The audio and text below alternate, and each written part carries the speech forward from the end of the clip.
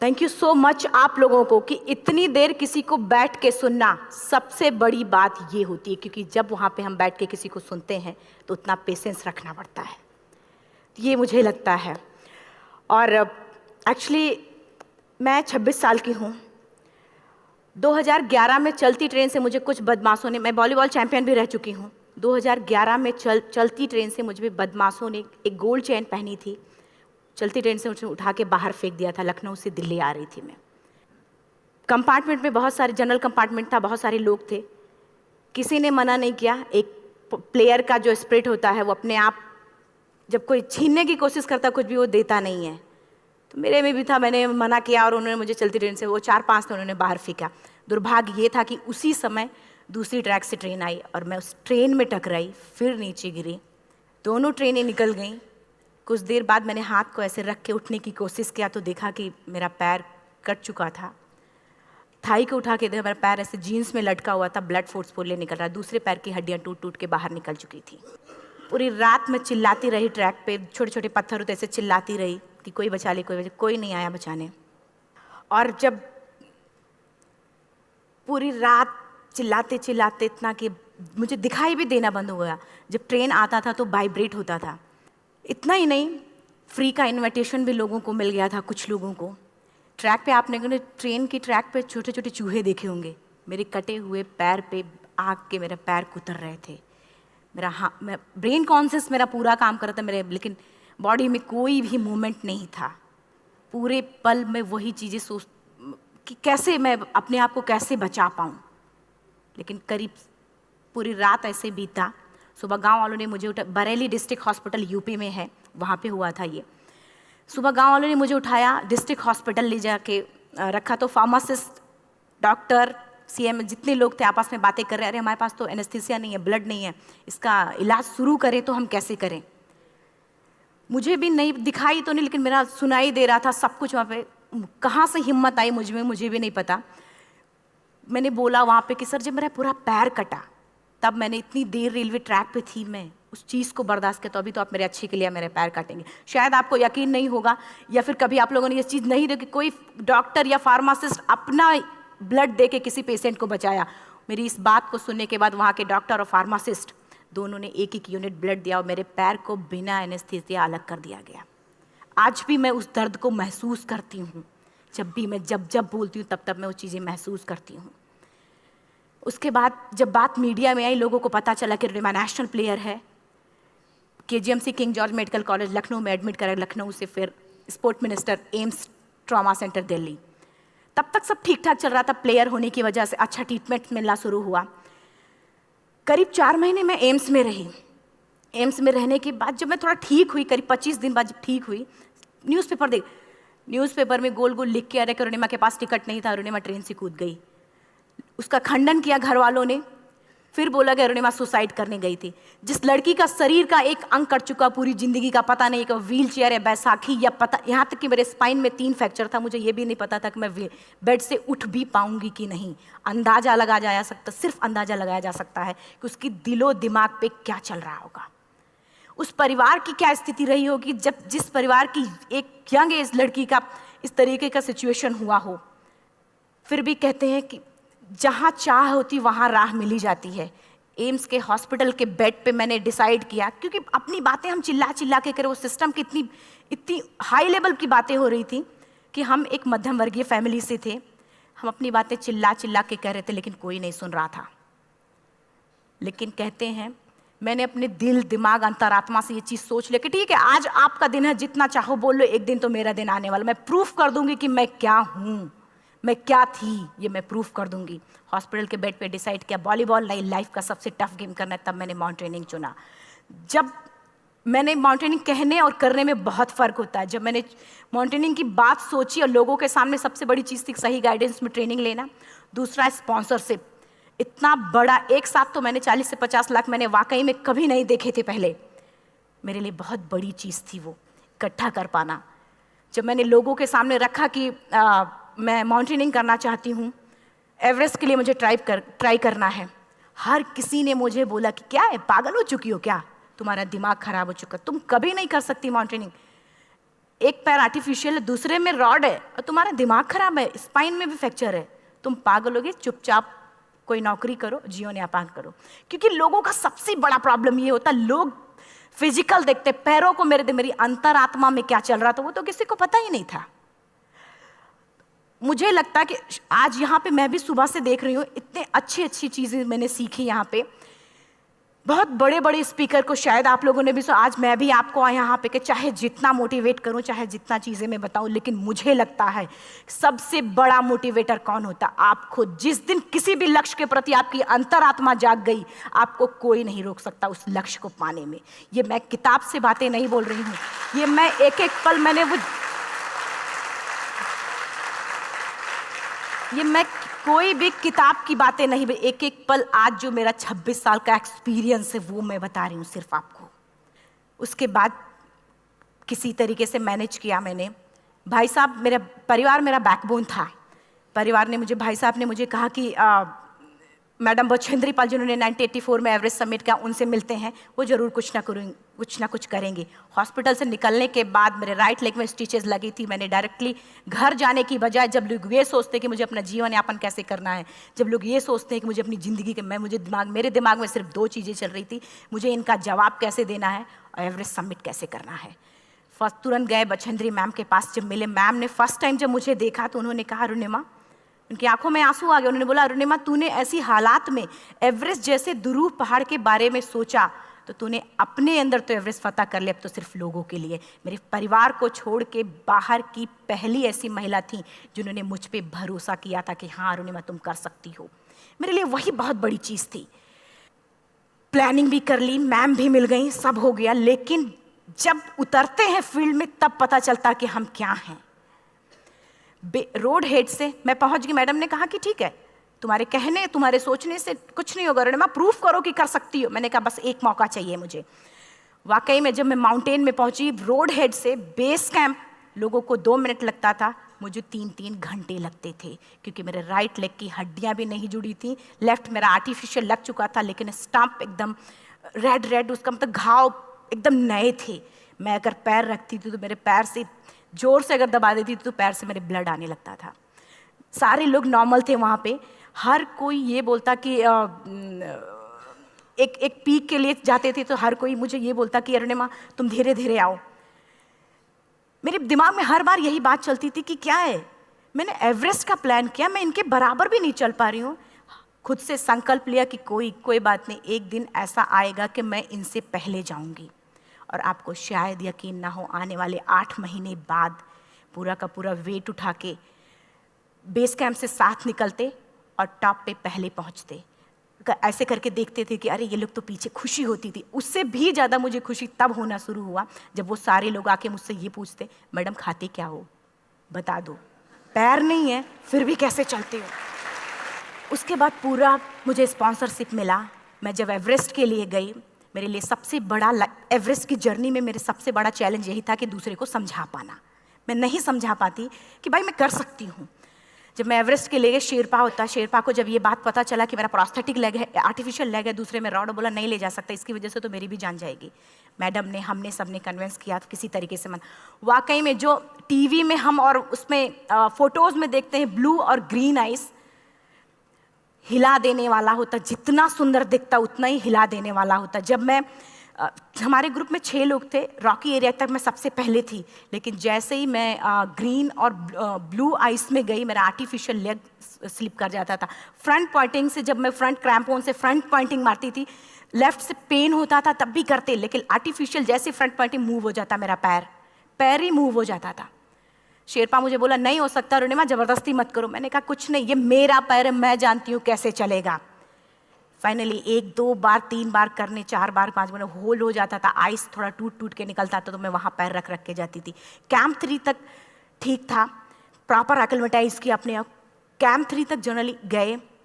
बात जब कैंप 3 के ऊपर की होती है, साउथ कोल समिट, अच्छे माउंटेनियर, अच्छे दिलेर के हौसले धरे के धरे तब रह जाते हैं जब अपनी आंखों के सामने किसी को मरता देखता है, और दिमाग में बात, जब जिसको डिसीजन मेकिंग, और जब दिमाग में बातें जब ये आने लगती हैं कि अरे जिस चीज़ के लिए हम जा रहे हैं उसी चीज़ के लिए आदमी मर रहा है, इसी चीज़ के लोग लिए मर चुके हैं।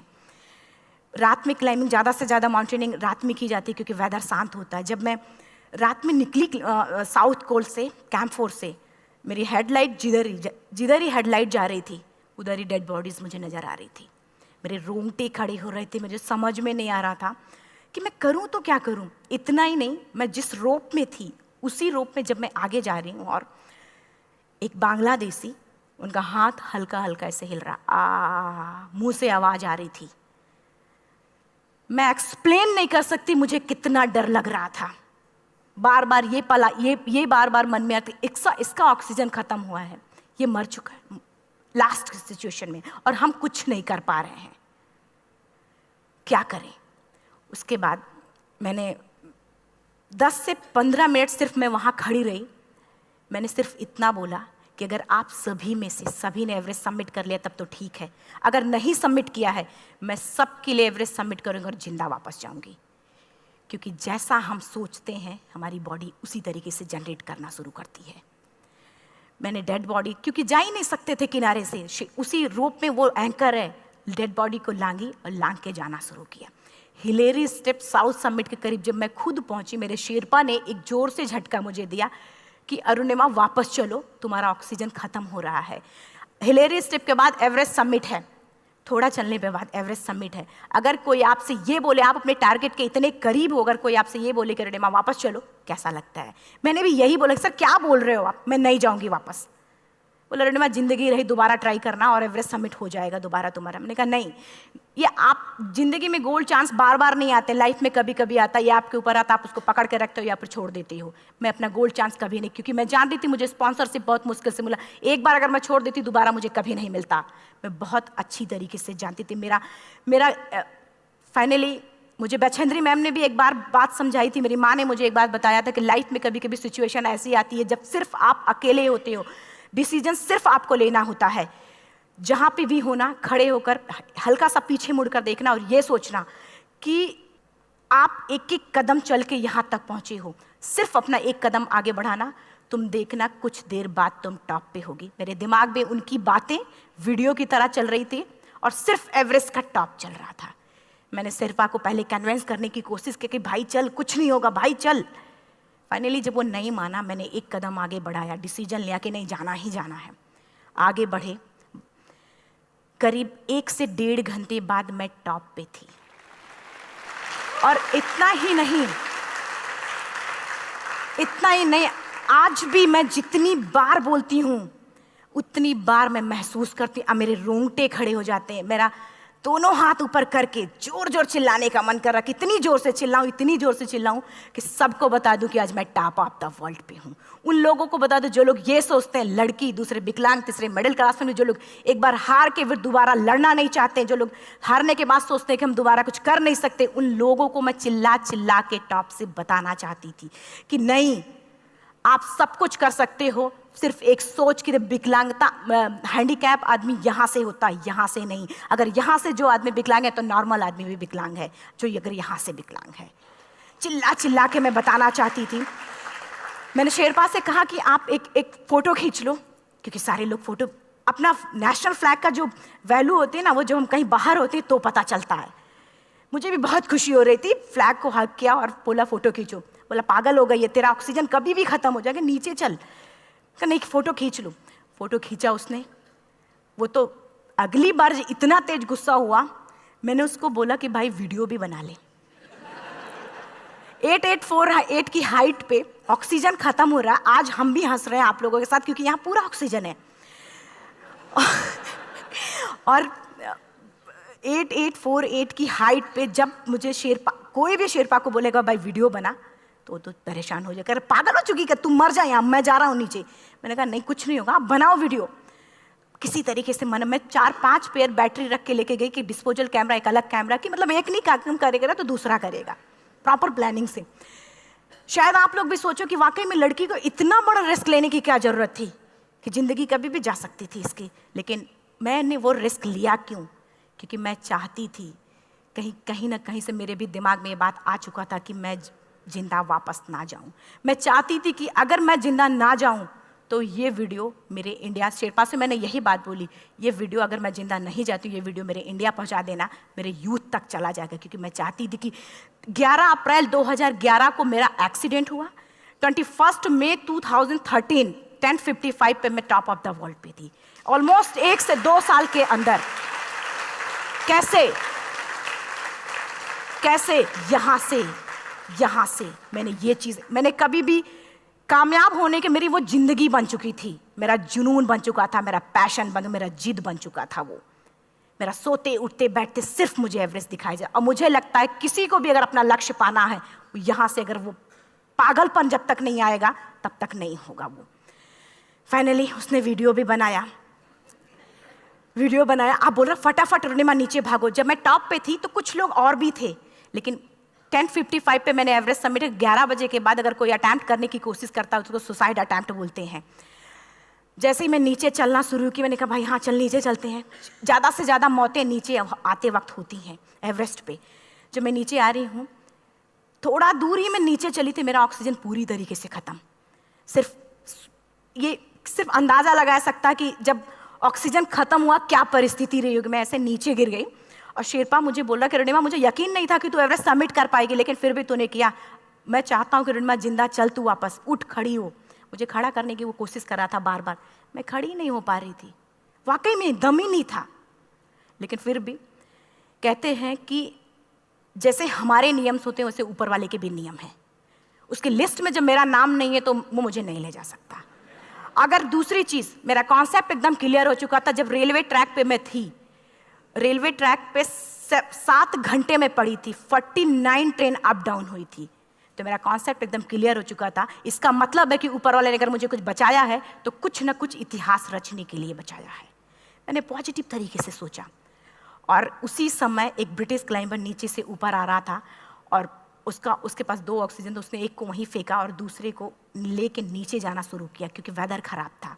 मेरा शेरपा मुझे एंकर किया और जाने लगा नीचे, और वो फटाफट उसको लेके आए, मुझे लगाया। उसने बोला रुनिमा तू बहुत लकी है कि तुझे यहाँ पे ऑक्सीजन मिला है। वाकई में ऊपर वाला भी चाहता है कि तू जिंदा रहे। वो मुझे बार बार लकी लकी बोल रहा था। शायद आप लोग में से भी कोई होगा कि जो लक और भाग्य जैसी चीज़ों पे यकीन करता हो, या पता नहीं भी। मैं किसी की भावनाओं को ठेस नहीं पहुंचाना चाहती, लेकिन मैं किसी भी चीज़ों पे भरोसा नहीं करती, क्योंकि मेरा मानना है कि लक भी उसी का साथ देता है जिसके अंदर जीतने का जज्बा है। अगर आपके अंदर जीतने का जज्बा नहीं है, चारों तरफ सिर्फ बहाने होते हैं, सिर्फ बहाने, इतना सारा एक्सक्यूज़ होता है। शायद मैं भी अगर वापस आ गई होती तो मैं बोल देती मेरा ऑक्सीजन खत्म है, कोई मुझसे पूछने ना बचेंद्री मन, ना मेरा परिवार, कोई भी मुझे पूछने नहीं आता। लेकिन क्या कभी मैं अपने आप को समझा पाती? कभी नहीं। फाइनली जो भी था, लक भाग्य किस्मत में नीचे आ रही थी, बहुत खुश थी। माउंटेन, डेड बॉडीज, मेरा शेरपा, ये लोग थे। मैं किसी से शेयर भी नहीं कर पा रही थी कि अरे मैंने एवरेस्ट सबमिट किया, किसी से शेयर भी नहीं कर पा रहे थे। फटाफट मैंने नीचे हील मार के, हमारे से हील मार के नीचे आ रहे थे। एकाएक मेरा प्रोस्थेटिक लेग, पूरा का पूरा लेग ही निकल गया। -60 डिग्री तक टेम्परेचर डाउन हो जाता है एवरेस्ट पे। मेरा हाथ वगैरह ये सब ऐसे मूवमेंट, ऐसे मुड़ नहीं रहा था, ब्लड निकलने लगा था, ये सब यहाँ था। मुझे शेरपा से मैं बोल रही हूँ कि ऑलरेडी मेरा पैर कटा हुआ है, अगर दिमाग में ये बात है कि मेरा हाथ भी काटना पड़ेगा, कैसा लगेगा मेरा दिमाग। क्योंकि ये ऐसा मूवमेंट, रेड 3 स्टेज होती हैं। रेड मेरा हो चुका था, रेड, ब्लैक, ब्लू, ब्लैक हो तो काटना पड़ेगा। तो बार बार मैं बोल रही हूँ शेरपा से कि भाई हाथ मेरा कुछ हो रहा है, इसमें मूवमेंट नहीं हो रहा है, यहाँ सबसे ब्लड हो। बोला रुनिमा कुछ नहीं, जितना नीचे जाएंगे उतना अच्छा होगा। प्रोस्थेटिक लेग मेरा निकल चुका है, मैं रुकी हूँ, मेरा ऑक्सीजन चल रहा, बड़े मुश्किल से लक भाग्य किस्मत जो भी था मुझे मिला था। शेरपा मेरे आगे है, लास्ट मोमेंट तक वो मुझे बोलेगा, अगर वो मैं नहीं चलती वो मुझे छोड़ के चला जाए। गलती उसकी भी नहीं होती, क्योंकि वो क्या करे, क्लाइंबर की वजह से या तो अपनी जान वो भी दी, गलती उसकी भी नहीं है। लास्ट में मेरी आंखों से आंसू निकलने लगा। मैंने सोचा क्या करूं अब, रोने अपने आप आंसू ने कहीं ना कहीं से आ ही जाता है। दूसरे पल मुझे समझ में आ गया कि रोने धोने से कुछ नहीं होगा। मैंने आंसू को पोंछा और रोप, जो मेरी रोप थी, रोप को पकड़ा, दूसरे हाथ से आर्टिफिशियल लेग को, पैर को घसीट के चलना शुरू हो गया, क्योंकि मेरे पास यही था। ये तो दूसरा था, गिव अप कर दो ही चीज़ थी। पैर को घसीट चलना शुरू हुआ। कुछ दूर नीचे चलने के आने के बाद रॉक था, उसमें घुसे, पैर को खोला, सही किया, फिर नीचे चलना। Camp 4 to summit to camp 4 3500 feet है, और इसमें टोटल जनरली लोग 16 से 17 घंटे में सबमिट कर लेते हैं। मुझे टोटल 28 घंटे लगे थे। हर माउंटेनियर, चाहे बाहर का या फिर इंडिया का, हर किसी ने ये मान लिया था कि अरुणिमा जिंदा वापस नहीं आएंगी। हर किसी ने ये चीज़ मान लिया था। लेकिन मुझे लगता, जब मैं वापस साउथ कोल पहुंची, जब मैं टेंट का जिप खोला, मैंने हर किसी ने कहा कि अरे तू यहाँ है, हम तो सब सोच लिए थे तू चली गई। हर किसी ने ये बोला था। फिर सब खुशी मना रहे थे हम सब। देखिए, ये सब बताने का मेरा सिर्फ एक मकसद था कि सब कुछ हम में है, हम जैसा चाहें वैसा कर सकते हैं। ऑलरेडी टाइम हो चुका है। मैं एक चार लाइन की पंक्ति सिर्फ बोलूँगी। मैं एक्चुअली, मेरा एम है कि मैं वर्ल्ड के जो कॉन्टिनेंट हैं, कॉन्टिनेंट के हाईएस्ट पीक समिट करूं। एशिया का एवरेस्ट हो चुका है, अफ्रीका किलिमंजारो हो चुका है, यूरोप का एल्ब्रूस हो चुका है। 23 नवंबर को मैं जा रही हूँ ऑस्ट्रेलिया हाईएस्ट पीक के लिए। बस आप लोगों की गुड विशेस चाहिए। और 4 लाइन, अभी तो इस बाज की असली उड़ान बाकी है, अभी तो इस बाज की असली उड़ान बाकी है, अभी तो इस परिंदे का इम्तहान बाकी है, अभी अभी मैंने लांघा है समुद्रों को, अभी तो पूरा आसमान बाकी है। Thank you so much, thank you.